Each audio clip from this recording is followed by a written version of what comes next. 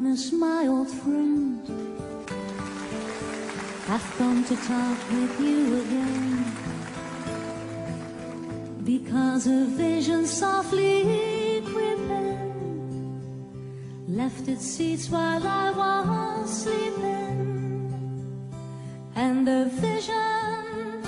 that was planted in my brain still remains within the sounds of silence. In restless dreams I walked alone, narrow streets of cobblestone, neath the halo of a street lamp, I turned my collar to the cold and damp. When my eyes were stabbed by the flash of a neon light that split the night and touched the sound of silence, and in the naked light I saw 10,000 people, maybe more,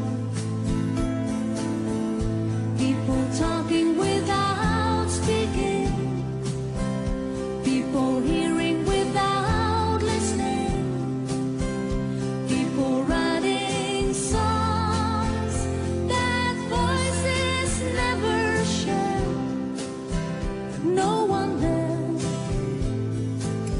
disturbed the sounds of silence.